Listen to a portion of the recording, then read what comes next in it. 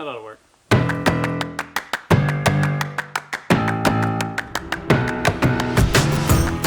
Hey everyone, Steven here on My Life Outdoors. So you know how in scary movies, there's always that one mistake that ends up ruining everything?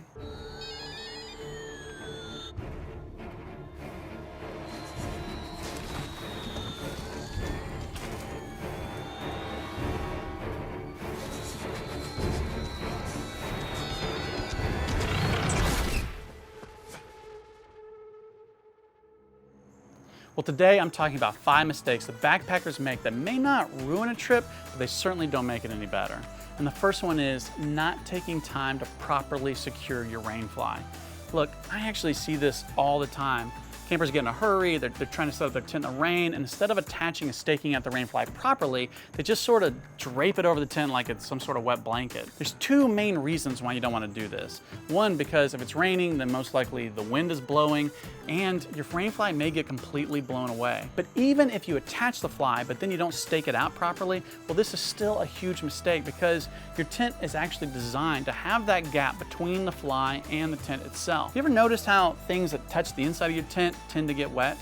Well, there's lots of reasons for this, including capillary effect, condensation, and a whole lot of things that's too much to get into right now. But the main thing you need to know is that your tent is purposely designed for that air gap to give you a buffer zone between you, your gear, and the wettest part of your tent. And so, if you just let your rain fly lay against your tent, chances are it's not going to be able to keep you as dry as it's designed to. So take the extra time and properly stake out your fly, even if it's raining.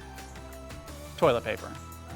The next one, I hesitate to even bring it up because I feel like we all know better, but that's not burying your toilet paper and not walking 200 feet away from the trail to do your business. Chances are you've seen used toilet paper laying beside the trail or poorly tucked behind a boulder just a few feet from the trail. And I understand why people do this. I mean, you're hiking, nature unexpectedly calls, you don't really want to bushwhack 200 feet off the trail when you're just trying to get to camp before all the good sites are taken. So you just tuck off behind a boulder thinking, well, I mean, I'm not coming back this way, so what do I care? And look, I mean, it could be forgiven if the perpetrator actually took the time to bury the toilet paper. But even then, nobody wants to smell it and nobody wants to stop next to your business to have a snack or something like that. So it may not ruin a trip, but it certainly makes it bad for the rest of us. So please do us a favor, dig your cat holes 4 to 6 inches deep and 200 feet from the trail.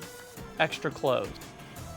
This next one, I feel like, is one that we all have to learn the hard way, and that's taking too many clothes. If you haven't figured it out already, you really only need 1 set of clothes, and those are the ones that you're wearing. Now, a lot of people pack some extra socks and sometimes an extra pair of underwear, but that's about it for your basic hiking clothes. But the hard part is trying to prepare for cold weather. For instance, I just recently got to the point where I stopped taking a set of long underwear just in case it got cold.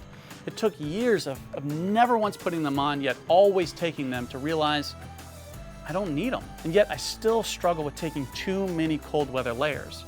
For most of summer hiking, a fleece hoodie is all that I need to keep me warm at camp. But a lot of time, I still take a puffy jacket just in case it gets colder. Now, I want everyone to be careful because I don't want anyone to be unprepared for the cold, but there are a lot of things that I could do to add warmth without taking that puffy jacket, like putting on rain gear for an added layer, or worst case scenario, just getting in my sleeping bag if I can't get warmed up. Point is, it's easy to take too many clothes.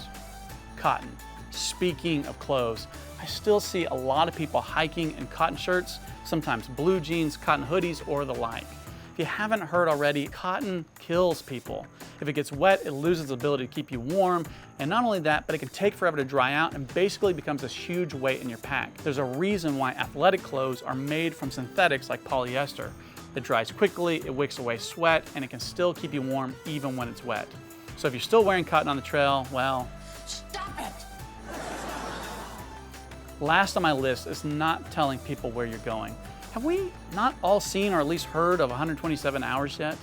Look, odds are nothing's gonna happen, but if it does, people need to know where you went and when they should expect you back. And on a similar note, don't put too much trust in satellite messengers. I mean, they're there for emergencies, not poor decision making. It can take search and rescue hours or even days to get to you. So always hike within your ability and don't gamble with sketchy situations just because you think you can push a button to get out of there.